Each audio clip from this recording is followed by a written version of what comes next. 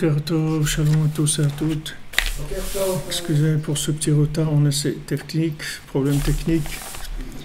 Ezrat Hashem, bonne journée, Tzlacha, journée de réussite, délivrance pour tout le monde.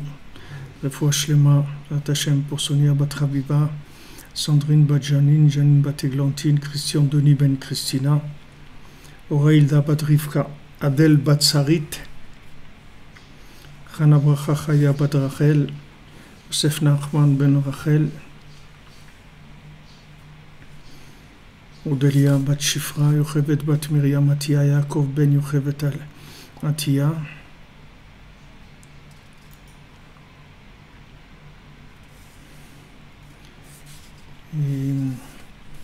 Laura Lieste Chava Bat Chaya Daniel, Laurence Bat Sultana, David Ben Mesouda Hakohen et Israël Yitzhak Ben Fortuné. Ezrat Hashem, que de bonnes nouvelles. Alors hier on était dans notre étude sur l'Ashgacha, et le galop de l'Ashgacha, comment révéler la providence divine.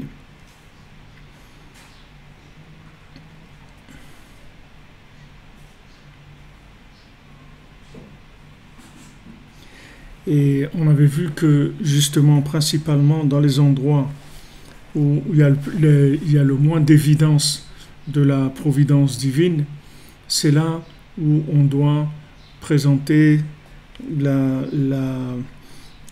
c'est-à-dire on doit se représenter l'Ashgacha pratique dans cet endroit-là. C'est-à-dire que plus on se trouve dans des endroits qui sont des endroits dans lesquels il n'y a pas d'évidence de la providence divine, et plus on va avoir du travail et on va avoir du mérite aussi. On va avoir du mérite à faire ce travail-là. Parce que dans ces endroits-là, justement, il n'y a pas la providence, et disons la providence n'est pas évidente, et c'est là où on va avoir un travail, notre travail va se faire. Donc comme on a dit hier, il n'y a pas à se plaindre, ni à s'en vouloir, ni à se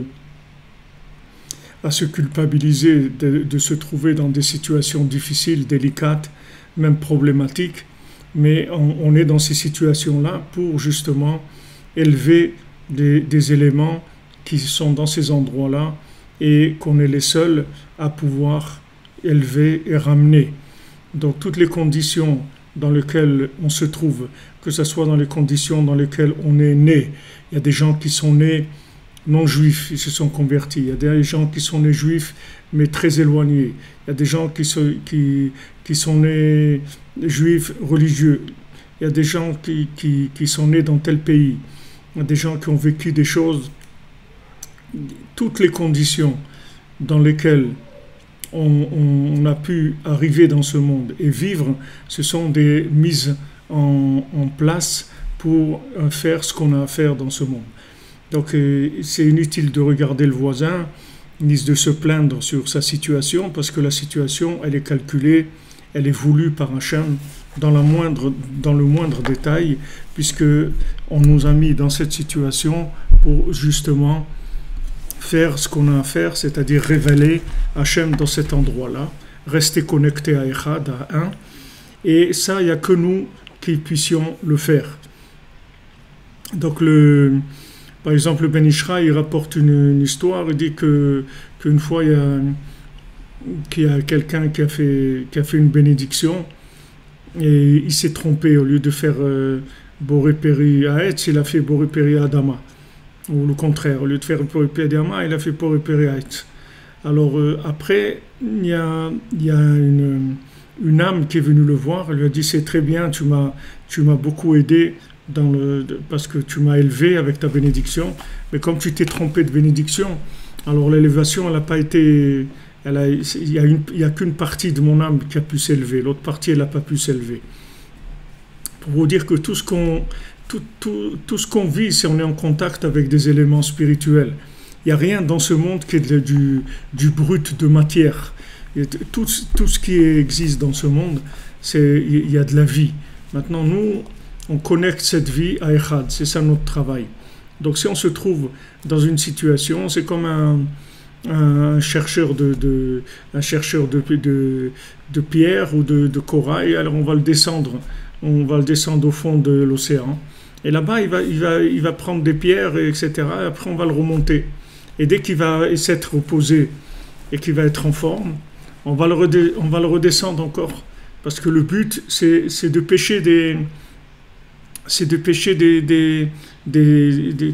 pierres précieuses, des diamants, etc. Ce sont des parties spirituelles qui vont d'un côté nous enrichir, mais personnellement, puisque ce sont des parties qui sont en rapport avec nous, et d'un autre côté, c'est comme ça que le monde se répare. Refoua Shlema pour Nina Stella bat Valérie Rivka et Valérie Rivka bat Lydia. Refoua pour Halel Sarah bat Caroline et Myriam et Sarah bat Elisabeth. Donc on se trouve, il y avait quelqu'un aussi, j'avais noté, délivrance aussi, Refoua pour Naël Batsuzi. Donc c'est inutile de perdre son temps à se plaindre ou à être triste parce qu'on n'est pas dans les conditions optimisées d'après le monde grec, c'est-à-dire le monde de Esav, le monde des Jeux Olympiques. Alors on peut se trouver loin de la perfection, mais nous, comme je vous ai dit, nous la perfection, c'est la connexion, c'est ça la perfection. La perfection, c'est de vivre une vie connectée. Comme on dit que même une simple servante, elle a vu à l'ouverture de la mer Rouge plus que ce qu'il a vu le prophète Yecheskel. Parce qu'il y avait une telle connexion que ça a ouvert les océans de la sagesse. Alors aujourd'hui, là où on se trouve, c'est pas la peine de se plaindre sur les conditions de travail parce qu'elles sont décidées par le patron.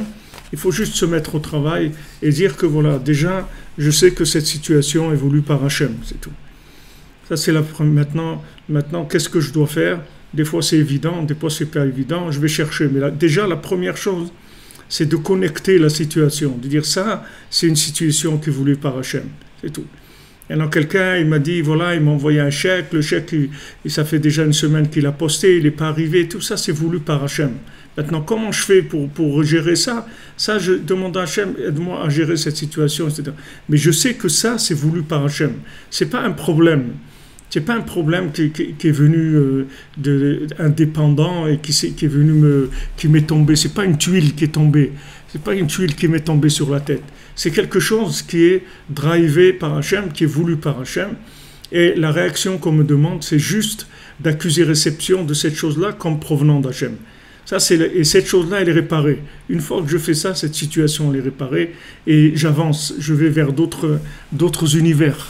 Tandis que si je ne réponds pas présent, alors je reste bloqué dans la situation. C'est-à-dire la situation va se représenter, et tant que j'avance pas, il n'y a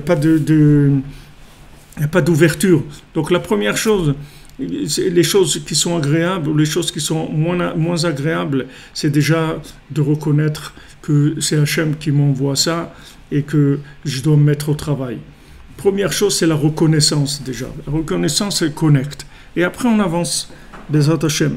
Alors, il dit ici, Rabbi Nathan, Ki bimkom itgalut hashgachato itbarach sham hu prinat kullo echad, komo she'haya kodem habriya.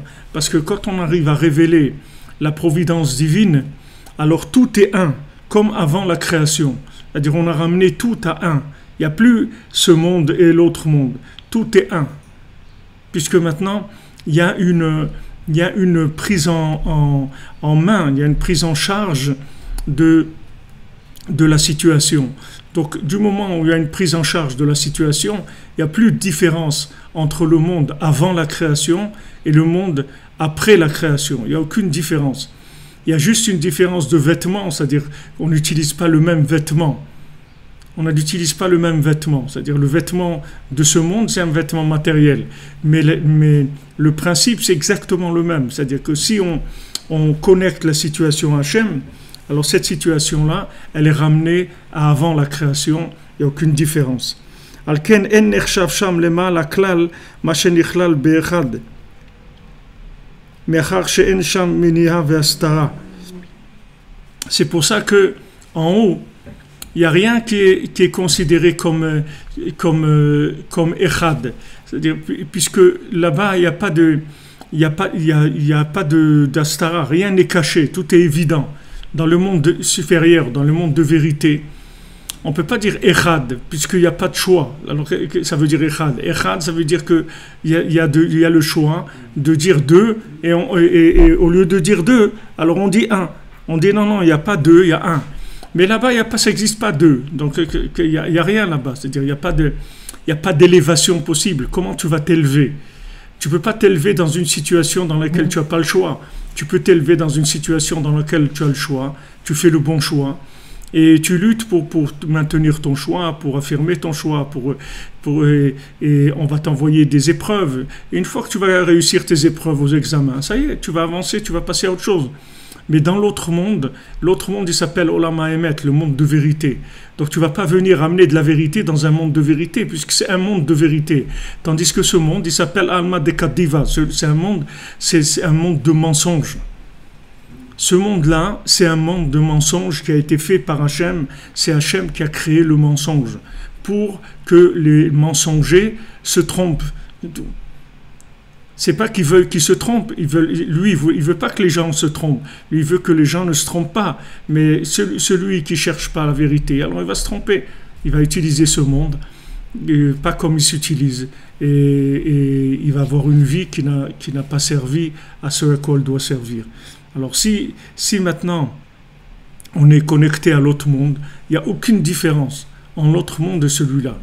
Comme Rabbi Nathan et Rabbi Nachman, il a dit à sa fille, il lui a dit, tu sais, quand je vais quitter ce monde, ça va être comme si je suis derrière la porte, là. Si tu me parles, je vais t'entendre. J'ai dit, c'est la même chose. Il dit, l'autre monde et celui-là, c'est la même chose. La différence, Rabbi Nachman, il dit, entre ce monde et l'autre, c'est pour les gens qui ne sont pas connectés. Alors, les gens qui ne sont pas connectés, il y a une grande différence. Mais les gens qui sont connectés, il n'y a pas de différence. Il n'y a pas de différence, parce qu'ils ont cherché toujours la vérité dans leur vie, ils ont été attachés à la vérité. Donc après, cette vérité à laquelle ils ont été attachés, ils vont la vivre, c'est tout. Alors maintenant qu'on est à la fin, alors on brade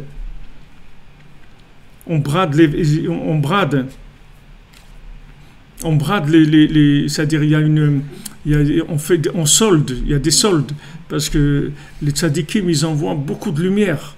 C'est les braderies, la braderie comme c'est les fins d'année, ça y est, on brade, c'est-à-dire qu'on permet l'accès, on regarde pas beaucoup les gens.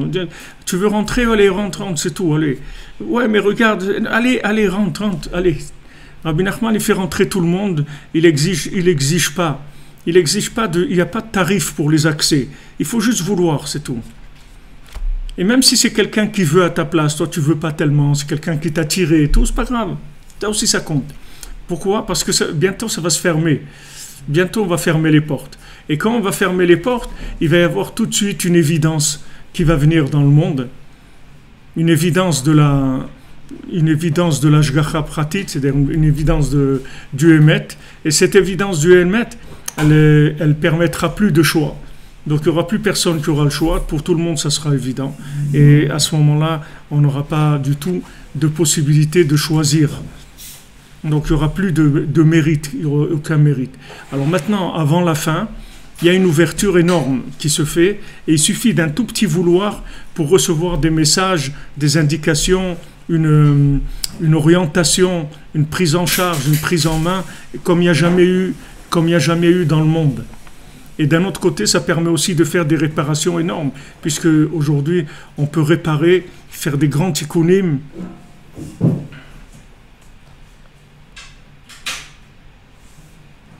Des grands tikkunim, on peut faire des grandes réparations, et on peut faire des grands bénéfices aussi, des bénéfices énormes, avec des investissements qui sont pratiquement nuls. C'est-à-dire on peut faire des bénéfices spirituels avec des investissements nuls, pratiquement nuls.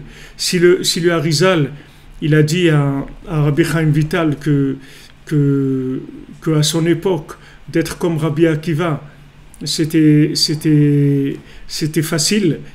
C'était facile. Rabbi Akiva, c'est un niveau très élevé, puisque Rabbi Akiva, normalement, c'est lui qui devait donner la Torah. C'est lui qui devait faire Matan Torah. C'est Neshama très très élevé, Rabbi Akiva. Donc il a dit à Rabbi Chaim Vital, son élève, il a dit, tu sais, aujourd'hui, d'être comme Rabbi Akiva, c'est très facile. C'est pas comme Rabbi Akiva lui-même. Alors s'il a dit ça à l'époque du Harizal, qu'est-ce que c'est à notre époque? À notre époque, quelqu'un qui juste il se retient un petit peu de faire une bêtise, ou il regrette un petit peu, ou il fait un petit effort quelconque, tout petit effort, minime, ça, c'est considéré comme des choses énormes. Pourquoi? Parce que l'écartèlement, il est plus grand. Qu'est-ce qui fait la grandeur de la réparation? C'est l'état de destruction de la chose. C'est ça qui fait un grand médecin, on va dire un grand professeur. C'est quelqu'un qui est arrivé à soigner quelqu'un que tout le monde a dit qu'il est incurable. Mais un médecin qui soigne des rhumes, on va pas dire on peut pas dire avec ça que c'est un grand médecin. Donc plus le malade il va être malade, et plus le médecin il va être grand. Donc maintenant, plus on se trouve dans un monde de malades, et le monde de malades, comme je vous le dis tout le temps, c'est pas difficile de voir dans quel monde on est, puisque les grands tzadikim, ils veulent pas venir dans notre génération. Déjà le Baal Shem Tov à son époque, il a demandé à Hachem une garantie de ne pas fauter. Il a demandé aussi 60 tzadikim qui soient avec lui, sinon il ne descendait pas dans ce monde. Déjà à son époque. Alors maintenant, nous on se trouve dans une époque où on est très très loin, c'est-à-dire les conditions dans lesquelles on travaille sont des conditions qui sont très très loin. Mais d'un autre côté, on peut faire beaucoup de bénéfices avec très très peu d'apport personnel. Très peu d'apport personnel. Un petit peu de vouloir, quelques paroles avec Hachem, une mitzvah, un petit peu de tzedaka, un petit peu de gentillesse, un peu de ça, et voilà, on arrive à des niveaux extraordinaires, parce que le niveau de la personne, il se mesure combien il a pu connecter à Echad, un endroit éloigné. Voilà ce qui compte. Voilà ce qui compte, qu'une personne qui se trouve dans un endroit extrêmement éloigné, dans son comportement, dans son vécu, et que là, elle pense à Hachem, et elle attache sa vie à Hachem. Ça, c'est un niveau qu'il y a beaucoup de tzadikim qui auraient bien voulu avoir ça, mais ils ne peuvent pas avoir ça. Parce que eux, là où Makom Shebal Tshuva Omdim, Afelu Tzadikim Gorim Enayam Yecholim La'amod. Les endroits où les Balei Tshuva ils se tiennent, même les grands tzadikim ne peuvent pas. Parce qu'ils ne peuvent pas connecter ces endroits-là. C'est des endroits qui sont trop éloignés. Donc, Ouman, c'est la même chose. Rabbi Nachman, il était à Ouman parce que c'est un endroit extrêmement éloigné. Le Baal Shem Tov, il ne voulait pas aller à Ouman. Rabbi Yitzhak de Berditchev, ils lui ont proposé d'être Rav à Ouman. Il n'a pas voulu parce que c'était un endroit trop éloigné. C'est un endroit très éloigné spirituellement. C'est là où Staline il a commencé à faire son imprimerie, imprimer les trucs et tout. C'est de là-bas où ça a commencé. C'est-à-dire c'est un endroit extrêmement éloigné spirituellement. C'est l'endroit même le plus éloigné de la terre au point de vue spirituel. Et c'est là où Rabbi Nachman il s'est mis, parce que c'est de cet endroit-là qui connecte à Echad. Donc si tu connectes, c'est comme si tu prends une ligne, tu fais un pipeline par exemple. Maintenant, si tu fais un pipeline d'un bout de la terre à l'autre, un pipeline qui fait 40 000 km, ben ça y est, tout le monde va être alimenté. Même celui qui habite à 200 mètres du pipeline, il va avoir. À 500 mètres, à 500 km, il y a plus de... Du moment où Rabbi Nachman s'est installé à cet endroit-là, et il a commencé la réparation des âmes à cet endroit-là, c'est fini. C'est-à-dire que ça même, c'est le fond de la marmite. C'est-à-dire qu'il n'y a personne qui ne pourra pas être connecté. C'est fini. Parce que ce qui manquait avant au tzadikim, c'était la capacité de descendre dans ces endroits-là pour récupérer les gens. Ils ne pouvaient pas. Tous les tzadikim, ils te demandaient une participation, une certaine participation. Ils sont d'accord de te donner un crédit de 50%, de 60%, de 80%, mais 20%, il faut que tu mènes. Mais du crédit presque total qui te demande 0,0000001%, ça, il n'y a pas. Donc Moshe Rabbeinu il vient et dit, les amis, on sort. On sort à minuit, on sort. Qui est-ce qui répond? 20%. Et 80%, qu'est-ce qu'on fait avec? Eh bien, tant pis pour eux, qu'est-ce qu'on peut faire? Parce qu'ils ne pouvaient pas descendre là où ils étaient. Tandis que Rabbi Nachman, il a dit tout le monde, je vais ramener tout le monde. Pourquoi? Parce qu'il s'est installé à l'endroit le plus bas qu'il y a. Le plus bas. Et de cet endroit le plus bas, automatiquement, tout le monde va s'inclure. Du moment où le message, il passe dans la personne la plus éloignée, il va passer aux gens qui sont plus élevés. Donc Rabbi Nathan, il dit que en haut, on ne peut pas considérer comme Echad, que le fait que là-bas tout est évident. Donc vous comprenez bien que celui qui se trouve, plus quelqu'un se trouve loin de la source de lumière, plus il va faire Echad. C'est ça qui fait Echad. C'est pour ça que Rabbi Nachman il insiste tout le temps, ne te décourage pas, ne te désespère pas. Les gens, il y a des gens, ça les fatigue un peu. Ils disent, mais quoi, on est tous on dirait qu'on a affaire à des malades, des gens trucs. Toujours te décourage pas, te désespère pas, etc. Pourquoi il te dit ça? Parce que c'est dommage que tu saches pas les bénéfices que tu peux faire dans les endroits éloignés où tu te trouves et dans ton comportement éloigné, si tu connectes ça à Hachem. Il n'y a jamais eu des générations qui ont pu réparer comme aujourd'hui. Justement, par l'éloignement, de voir un monde comme il est aujourd'hui. Aujourd'hui, de se marier, d'avoir un foyer et des enfants, c'est quelque chose d'énorme. Alors qu'avant, c'était normal, tout le monde était comme ça. Aujourd'hui, il n'y a pas. Aujourd'hui, les gens ont des traits de mariage gays, l'autre, après, ils fabriquent des enfants dans des usines pour faire les enfants, et les gens, ils veulent avoir des enfants, mais pas être les parents, c'est-à-dire pas que les enfants aient vivre avec eux, alors ils les partagent avec d'autres, et bien, on vit dans un monde de fous. Alors maintenant, dans ce monde de fous, c'est extraordinaire pour celui qui écoute les tzadikim. C'est extraordinaire parce qu'il fait des bénéfices énormes. Puisque plus il y a de mensonges, plus la vérité elle a de la valeur. Le mensonge, il valorise énormément la vérité. C'est extraordinaire. Plus il y a de mensonges, plus il faut être content. Il ne faut pas être triste. Rabbi Nachman dit voilà, sois content que bon Hachem, il y a un tzaddik qui répare le monde. Tu as trouvé un tzaddik qui répare le monde, qui te permet de te connecter à Hachem. Alors il dit ici que על כן אין נחשב שם למעלה על כלל מה שנכלל באחד, מאחר שאין שם מניעה והסתרה. ועיקר עבודת האדם לכלול אחר הבריאה ממש בקודם הבריאה. Tout le travail de l'homme, c'est d'inclure la pré-création dans l'avant-création. דהיינו לכלול הטבע, הסתרת ההשגחה, d'inclure les lois naturelles qui cachent la providence divine. Quand il y a des lois naturelles, des choses de cause à effet, des règles de cause à effet, alors ça a l'air d'être des systèmes qui fonctionnent logiquement tout seuls, puisqu'il y a des systèmes de cause à effet. Mais c'est là où il faut dire c'est Hachem.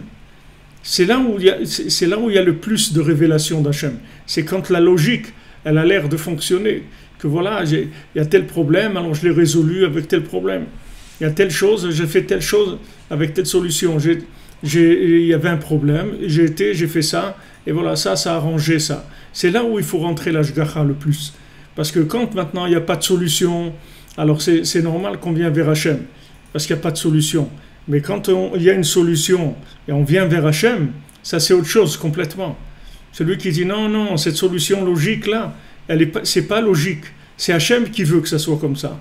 Même si maintenant ça a l'air de logiquement s'habiller dans une tractation de logique, et avec un dialogue logique ou avec une action qui a entraîné un résultat, ça aussi il faut faire attention. C'est là où il y a le plus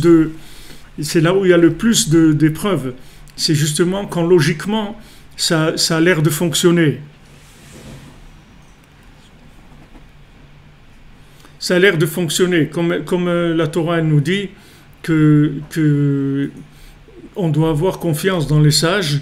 Al-Tasir Mashiach yamin usmol.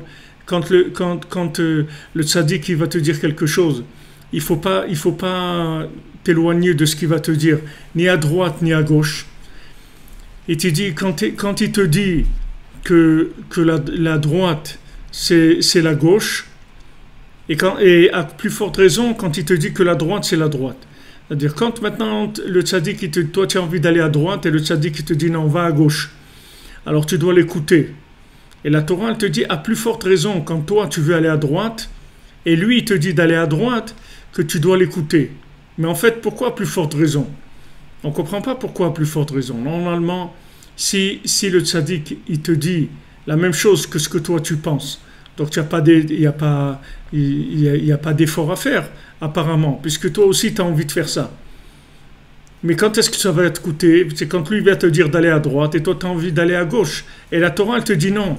Là où il y a le plus d'efforts à faire, c'est quand lui, il te dit la même chose que ce que tu penses toi. C'est là où il y a le plus d'efforts. Pourquoi? Parce que toi, t'es arrivé par une logique à comprendre que voilà, tu dois faire telle chose. Mais lui, quand il te dit de te faire telle chose, c'est pas par de la logique. Il n'a pas pris du tout le même chemin que toi pour arriver à ce résultat. Lui, quand il dit de faire quelque chose, c'est parce que lui, il voit l'origine de la chose.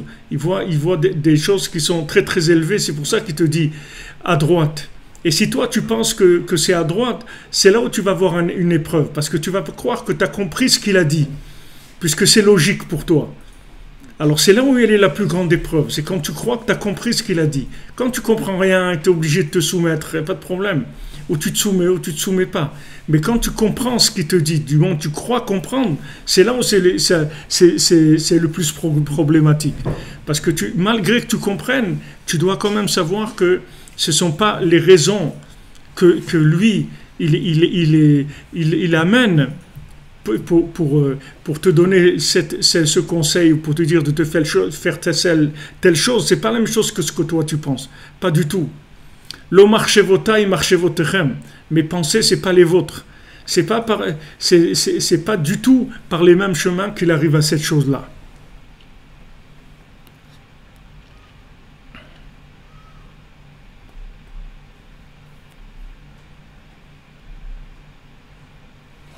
Tout à fait.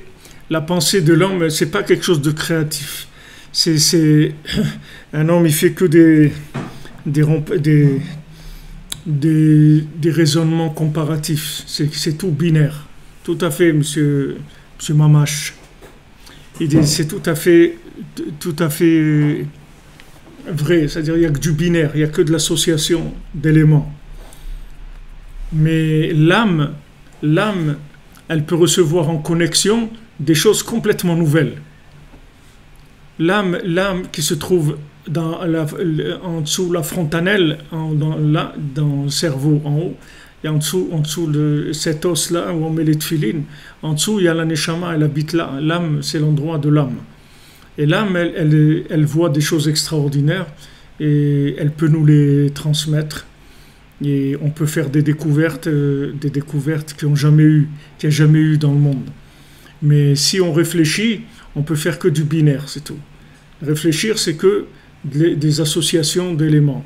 Et les gens qui sont très intelligents, ce sont des jongleurs, c'est tout. Il y a des gens qui jonglent avec 3 quilles, et il y en a qui jonglent avec 5, il y en a qui jonglent avec 10, avec 15. Et c'est ça qui rend le degré d'intelligence de l'individu. Mais ce n'est pas des gens qui amènent des choses nouvelles. C'est juste la vitesse d'association des éléments qui sont stockés. Tandis que la Neshama, en se connectant, elle peut découvrir des choses entièrement nouvelles. Entièrement nouvelles. La connexion, ça peut amener des éléments entièrement nouveaux qu'il n'y a jamais eu dans le monde.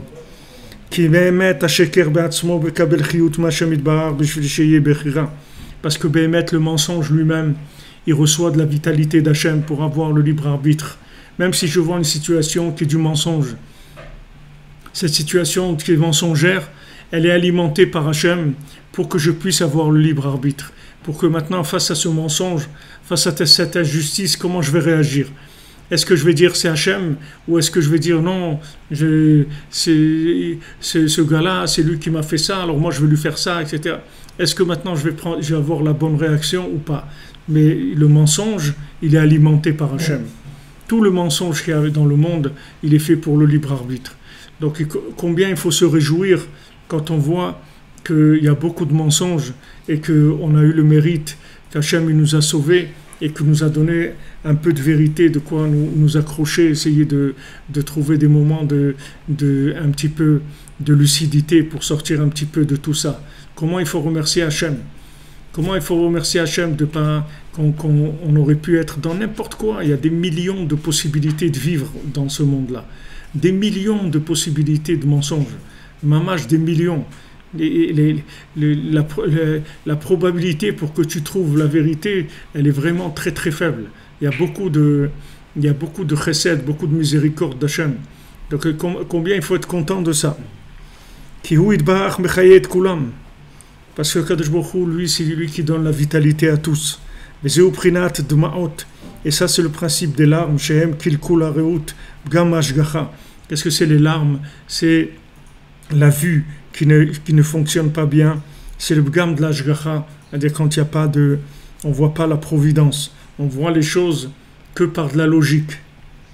Et il y a beaucoup de gens, même dans la Torah, qui sont comme ça. Il y a beaucoup de gens qui sont dans la Torah, mais ils fonctionnent qu'avec de la logique.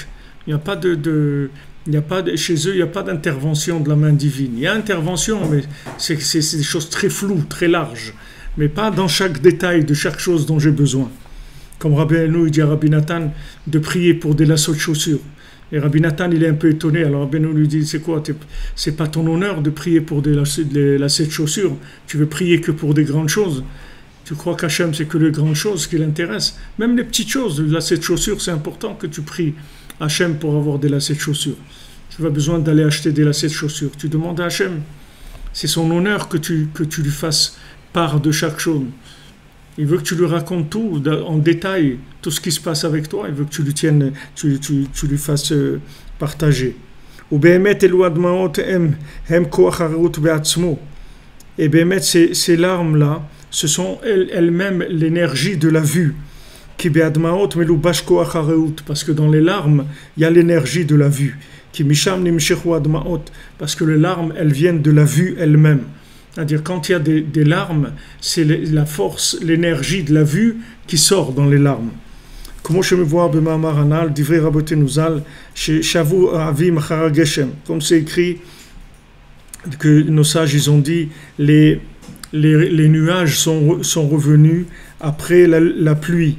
Ça, c'est la vue qui part avec les larmes. C'est-à-dire que si quelqu'un pleure beaucoup, alors il va perdre shalom la vue.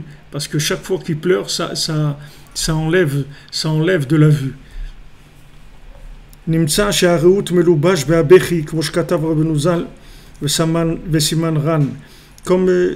Donc on voit de là que la vue se trouve dans les larmes. C'est-à-dire que quand on pleure, les pleurs, c'est de l'énergie de vue qui sort dans les larmes. Alors Rabbeinu, il a dit dans la Torah 250, et Nyanze, il a parlé de ça. Al-Ma'amar Rabbeinu Zal, Umorit Shne de Maot le Yam Agadol. Rabbeinu, il a dit que Hachem, il fait descendre 2 larmes dans l'océan. Donc les larmes, elles sont arrivées tout de suite après la création. Donc ça, c'est le secret des pleurs des eaux inférieures. Parce qu'au début, le monde était de l'eau dans de l'eau. C'est-à-dire qu'il n'y avait que de l'eau. Le monde, c'était un monde entièrement aquatique. Comme le bébé dans le ventre de sa maman. C'est entièrement aquatique au départ. C'est-à-dire il y avait des eaux d'en haut et des eaux d'en bas. Quand Hachem il a créé le monde, il y avait des eaux supérieures et des eaux inférieures, mais elles étaient incluses les unes dans les autres. Et après, Hachem il a séparé entre les eaux d'en haut et les eaux d'en bas. Et il n'y a entre les eaux d'en haut et les eaux d'en bas qu'un tout petite chose, un tant soit peu quelque chose de très petit.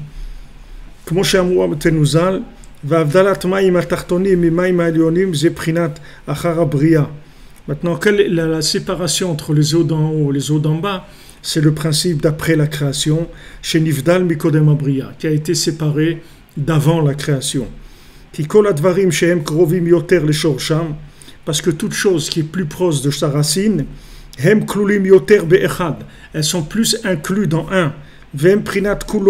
Elles sont entièrement un.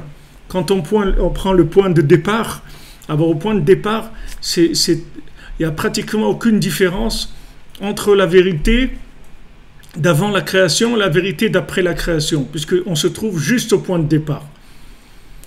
Alors c'est par rapport à ce que je vous ai dit tout à l'heure, c'est-à-dire que notre mérite aujourd'hui est très grand, puisqu'on se trouve très très loin, on se trouve 2000 ans après la destruction du temple, donc on est extrêmement loin des dernières références de révélation d'Hachem de façon concrète dans le monde, avec sa maison dans laquelle il y avait des miracles tout le temps. Donc cet éloignement, il permet de révéler une vérité extraordinaire. C'est-à-dire que quand on se trouve tellement loin, on s'attache à la vérité, alors c'est quelque chose de très très grand.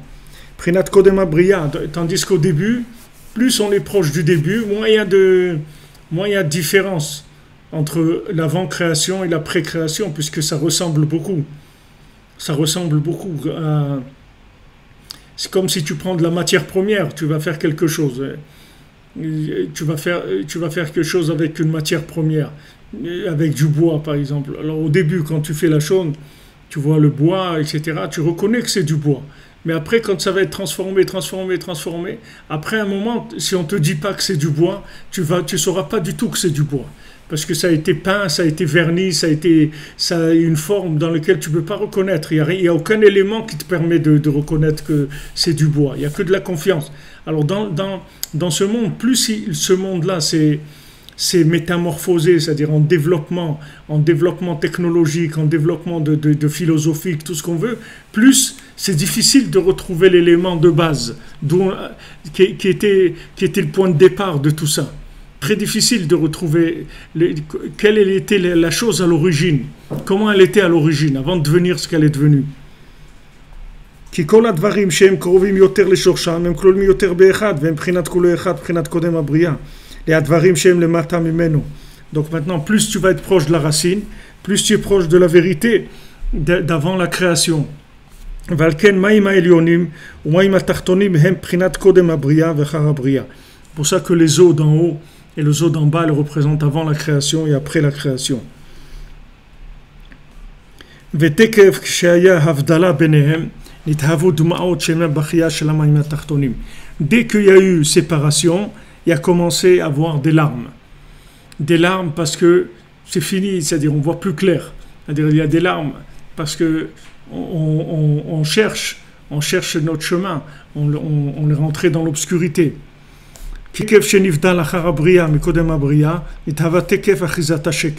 Parce que dès qu'il y a une séparation entre l'avant-création et la pré-création, tout de suite il y a eu l'existence du mensonge. Que d'où viennent les larmes qui détruisent la vue. C'est-à-dire qu'on a abîmé le principe de la providence.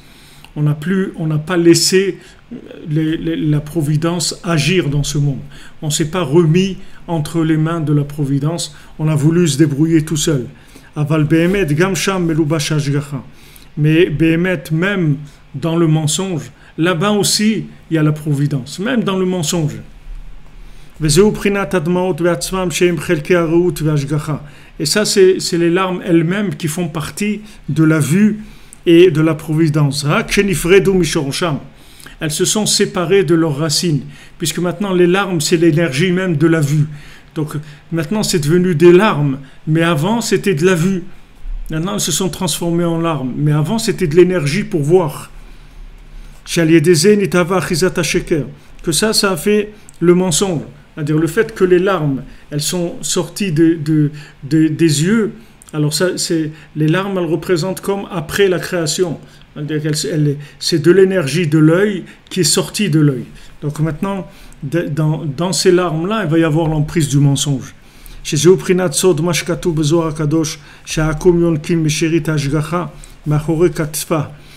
c'est ce qui est le secret de ce qui est écrit dans le Zohar, que les idolâtres, eux, d'où ils tirent leur énergie, de l'ashgacha, du reste de l'ashgacha qui se trouve derrière.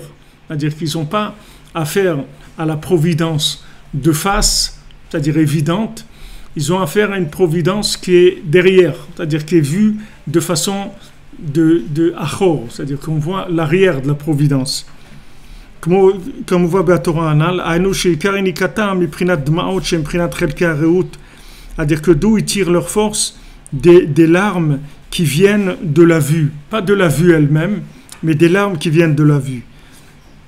Chez Nifseku Mishorsham, qui se sont séparés de leurs racines, chez Zeprinat She'erit Ashgacha, que ça s'appelle les restes de la providence. Comme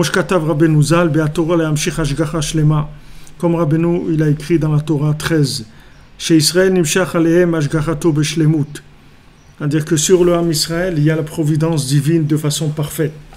Alors en fait les idolâtres maintenant ils vont utiliser. Quel est le principe de l'idolâtrie? L'idolâtrie, c'est de croire dans la logique des choses, c'est-à-dire de croire que la matière en elle-même, elle a un pouvoir quelconque. Qu'est-ce que c'est l'idolâtrie? C'est d'adorer quelque chose de matériel et de croire que cette chose matérielle, elle peut elle-même avoir un pouvoir dans ce monde. Ça, c'est l'idolâtrie. Mais maintenant, comme même le pouvoir de la matière, le pouvoir de la logique, il est donné par Hachem, alors c'est ça qui alimente le mensonge. C'est comme ça que la personne elle va se tromper, parce qu'elle peut voir des miracles, elle peut voir plein de choses, puisque sauf ça aussi ça vient d'Hachem. Mais c'est l'arrière, c'est l'arrière c'est Hachem, mais à l'envers, c'est-à-dire vu de façon à l'envers, c'est-à-dire que présenter la face de l'arrière, si on veut. L'arrière, c'est le mensonge. Mais comme ce mensonge aussi, il n'y a rien dans le monde qui ne peut pas être alimenté par Hachem, donc ça donne la force au mensonge. C'est comme ça que le mensonge, il va comme on dit, il n'y a pas de mensonge dans lequel il n'y a pas de vérité. Donc le mensonge, il faut bien qu'il s'alimente de la vérité. Sinon, c'est rien, ça ne s'appelle pas du mensonge. Mensonge, ça veut dire c'est une vérité qui a été transformée. Mais ça n'existe pas du mensonge pur. Il n'y a rien de pur seul. Il y a tout Hachem dedans. Donc ça crée aussi une possibilité de se tromper. C'est-à-dire quelqu'un qui va croire dans l'idolâtrie, il va voir des miracles, il peut voir des miracles. Il peut se prendre une petite statuette chez lui ou un truc et adorer cette chose-là et tout, il peut voir des miracles aussi. Parce que, en fin de compte, cette chose-là aussi, elle est alimentée par Hachem. Mais seulement, il a pris le côté, il a pris l'arrière, il n'a pas pris la face, il a pris le reste, qu'on appelle les restes de la providence. Les restes de la providence, ça veut dire le fait qu'en fin de compte, c'est Hachem qui alimente tout. Donc il a profité si tu veux, celui qui fait de l'idolâtrie, il profite de la situation. Il profite du fait que maintenant, il y a Hachem, même dans le mensonge, pour prendre le mensonge. Et de toute façon, Hachem aussi, il est dans le mensonge. Donc il profite de ça. Il profite qu'Hachem il est alimenté de mensonges pour faire son idolâtrie. Et il va voir des miracles, il peut voir des choses qui sont au-dessus des lois naturelles. Pourquoi? Parce que sauf, en fin de compte, l'idolâtrie aussi, elle vient d'Hachem.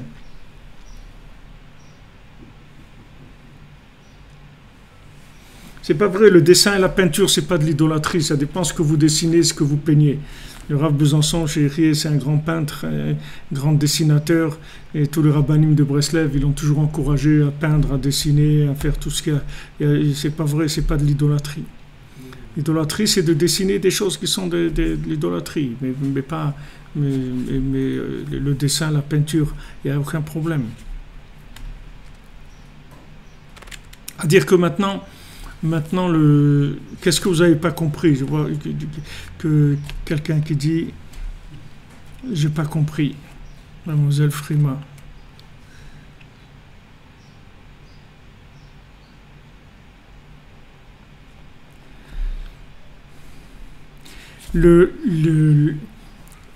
C'est ça qui fait qu'on peut se tromper.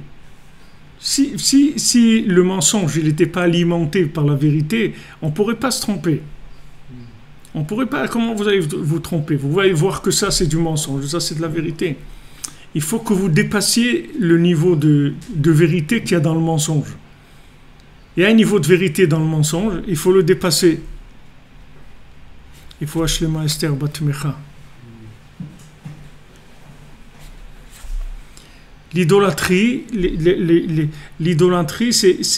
elle profite de ça. C'est ça qui va la cautionner. Elle va se cautionner avec la vérité qu'il y a dans chaque chose. Mais maintenant, celui qui rentre dans l'idolâtrie, tous les gens qui vont dans l'idolâtrie, c'est pas des fous, c'est pas des imbéciles. Dans l'idolâtrie, il y a une ékouda de vérité, il y a de la vérité. Maintenant, si tu dépasses cette vérité, tu vas te rendre compte que c'est de l'idolâtrie. Il y a des gens qui étaient des idolâtres, comme Yitro, et ils ont laissé l'idolâtrie, ils sont venus vers le judaïsme, parce qu'ils ont vu que c'était de l'idolâtrie. Et pourquoi? Parce qu'ils avaient une recherche. Ils avaient une recherche. Donc, le fait qu'ils avaient une recherche, la vérité qu'il y avait dans l'idolâtrie, elle les a aidés à passer à un autre niveau de vérité. Comme je vous ai dit hier, dans le Sipurim Asiyot, c'est-à-dire ce géant même qui l'empêche, qui lui dit ça n'existe pas ton truc, lui-même, il va l'aider à aller dans le pays où il y a la princesse disparue pour la trouver. C'est lui-même parce que, en fin de compte, il y avait de la vérité dans ce géant-là. Parce que lui, il cherchait le second du roi. Il cherchait la princesse disparue, d'accord? Maintenant, il est arrivé devant ces gens-là qui lui disaient ça n'existe pas. Pourquoi? Parce que eux, par rapport à la princesse disparue, c'est des idolâtres. C'est-à-dire, c'est des gens qui disent, regarde, nous, on a une maîtrise de la vérité de ce monde. Le premier lui dit, moi j'ai tous les animaux. Le deuxième, il dit, moi je dirige tous les oiseaux. Et le troisième, tous les vents. Donc, tu ne peux pas dire à ces gens-là, leur raconter des choses. C'est des gens qui voient. C'est des gens qui voient. Donc, ils te disent, écoute mon ami, ça n'existe pas. Maintenant, ce qu'ils voient, c'est vrai, mais c'est de l'idolâtrie.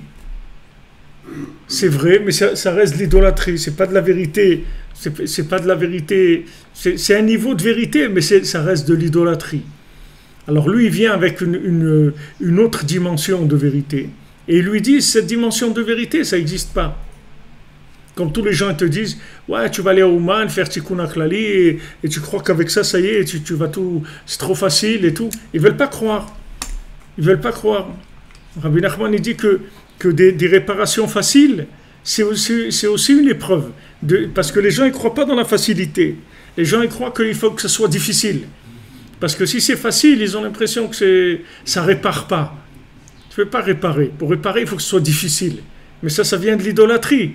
Parce que la personne, elle croit qu'il faut que c'est sa participation personnelle pour que ça marche. Mais si maintenant Rabbi Nachman dit voilà, tu fais Tikkun HaKlali, tu viens au Man et c'est fini, c'est réglé.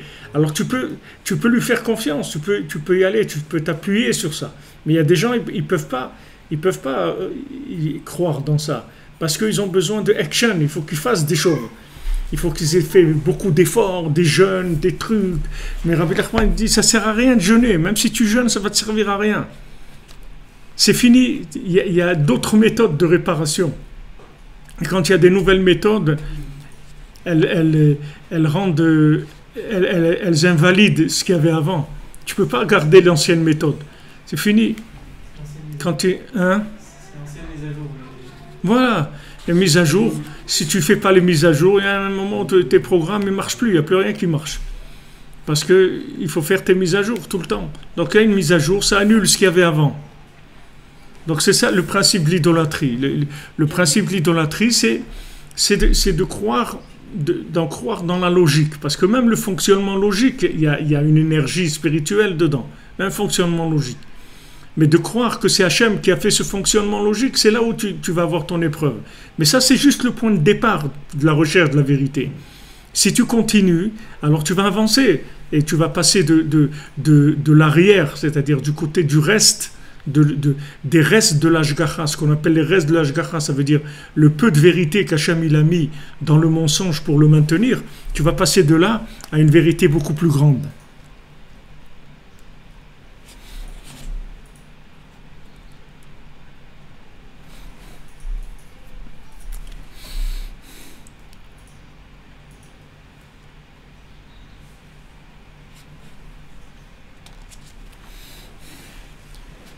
Voilà, j'espère que vous comprenez. C'est sûr que l'art, ça peut être utilisé pour l'idolâtrie. Tout peut être utilisé pour l'idolâtrie, et pas que l'art. L'argent, le manger, le plaisir, tout ça peut être l'idolâtrie. Voilà, comme le dit M. Berdin, c'est ça, de croire, l'idolâtrie, c'est de croire qu'une chose, elle est indépendante, c'est tout. Maintenant, quand il y a un tout petit moteur dans la chose, alors tu te rends pas compte qu'il y a un moteur, parce qu'il est tout petit. Donc tu crois que la chose, elle fonctionne sans moteur. Tu vois pas qu'il y a Hachem. Mais si tu le cherches là-bas, tu vas le trouver. Et quand tu vas le trouver de là-bas, tu vas sortir de là-bas. Parce que la présence divine qui va se trouver à cet endroit-là, elle-même, elle va t'aider à avancer. Puisque la présence divine, elle ne cherche qu'à se révéler plus. Seulement, elle ne peut pas se révéler plus que ce que toi, tu cherches. Si toi, tu crois dans la logique, alors elle va te laisser dans la logique. Jusqu'à que... Mais Hachem, il va t'aider quand même à des moments, il va un petit peu te déstabiliser. C'est-à-dire, tu vas avoir des moments où ta logique elle va te déstabiliser. Dans ces moments de déstabilisation, tu auras le choix pour avancer. La logique, la logique en elle-même, elle n'est pas fausse. Ce qui est faux, c'est de déconnecter la logique de son origine, qui est Hachem. C'est pas que la logique est fausse. La logique, elle est vraie. Mais la finesse, elle vient du fait que si j'attribue cette logique à la chose elle-même, de dire que cette chose-là, elle a un pouvoir. Vous prenez un médicament. Si vous dites que maintenant ce médicament, il a le pouvoir de guérir, alors c'est de la Vodazara. Maintenant, si vous dites que c'est Hachem qui donne au médicament le pouvoir de guérir, alors ça s'appelle de la Emouna. Pourtant, le résultat, ça peut être le même. C'est-à-dire, et ça peut être même le contraire. Quelqu'un, peut-être, il croit que le médicament, il a la force de guérir, il va guérir, et un autre qui a la Emouna, peut-être il ne va pas guérir, Hazvi Shalom. Mais ça ne change rien. C'est-à-dire que la vérité, c'est que le médicament lui-même, c'est une manifestation d'Hachem. Comme un gant ou comme un bâton qui est tenu par quelqu'un. Maintenant, vous allez voir le bâton bouger, etc. Mais il y a quelqu'un qui bouge ce bâton-là. C'est pas que le bâton n'existe pas, le bâton il existe, la logique elle existe, on doit se plier à la logique. Et plus on est loin de Echad, et plus on doit rentrer dans des systèmes de logique parce qu'on n'a pas le choix. On doit travailler, on doit prendre des médicaments, on doit faire ce qu'il y a à faire dans ce monde. Seulement notre choix, ça va être est-ce que je crois que cette chose-là fonctionne indépendamment ou non. Ou c'est une façon qu'Hachem de se manifester à moi de façon cachée, parce que je ne suis pas au niveau où je peux le voir de face.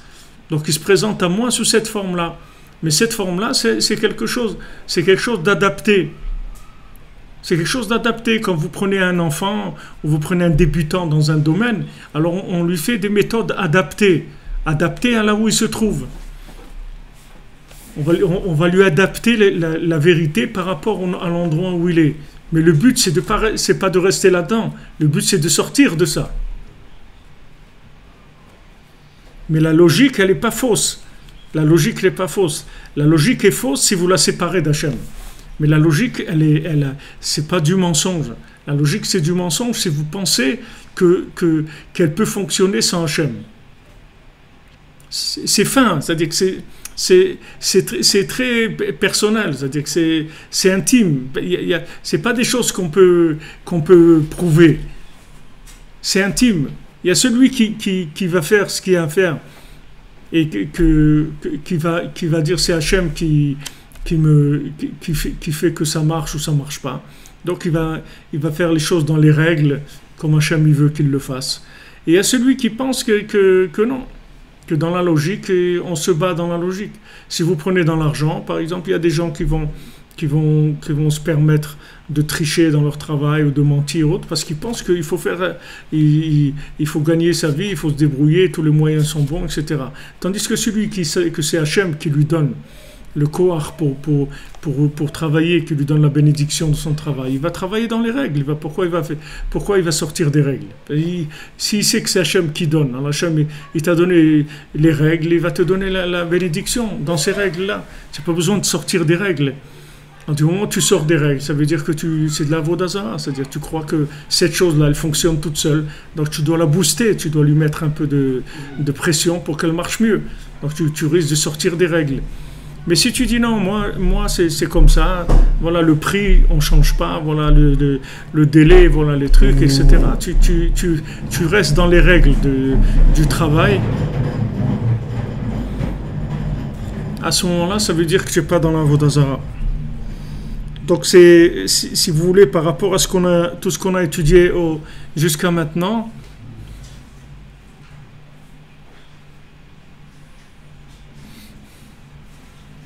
vous comprenez, commencez à comprendre un petit peu, ok? Mais c'est-à-dire ça fait référence à tout ce qu'on a étudié. Dans tout ce qu'on a étudié, ça va dans ce sens-là, si vous voulez. Il y a un point de départ où il y a une vérité minimum pour que la chose soit vivante, juste. Et ce point de vie qu'il y a dans la chose, après, c'est à vous de le développer. Et à ce moment-là, il n'y a plus de limite. C'est-à-dire que vous pouvez développer sans limite. Il n'y a pas de limite après au développement de la vérité. Jusqu'à arriver à un niveau comme Rabbi Nachman, où il a dit qu'il est obligé de quitter le corps parce qu'il a atteint tout ce que quelqu'un peut atteindre comme compréhension divine dans un corps. Et maintenant, il était obligé de laisser le corps pour passer à un autre niveau. Il y a un moment où le corps lui-même, il est devenu un obstacle, car il ne pouvait plus concevoir les choses qu'il avait besoin de concevoir, il ne pouvait plus les concevoir dans un corps. Ce sont des niveaux extrêmement élevés, c'est le niveau, le top.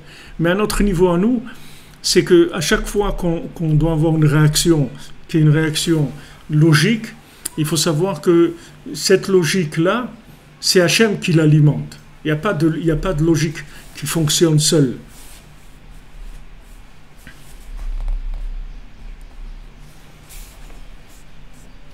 Qui tekef keshenivda lachar abriya mekodam abriya nitava tekef achizat hasheker, ce qu'on a vu. Vas-y, prinat sod mashkatu bezoar, on a vu ça, prinat reker.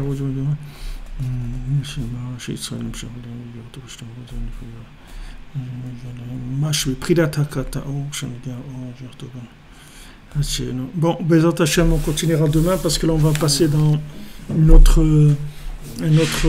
expliquer. C'est toujours dans la même chose, mais on va avancer un petit peu, Bezat Hashem. Voilà, j'espère que c'est pas trop difficile. Je sais que c'est un petit peu difficile. On essaiera, Bezat Hashem, d'ouvrir un peu plus demain, Bezat Hashem. En tout cas, bonne journée. Merci de vous accrocher et de votre présence, de votre aide, de votre soutien. Au Hachem, on se sent vraiment dans une communauté. Ashrenu. Merci à vous.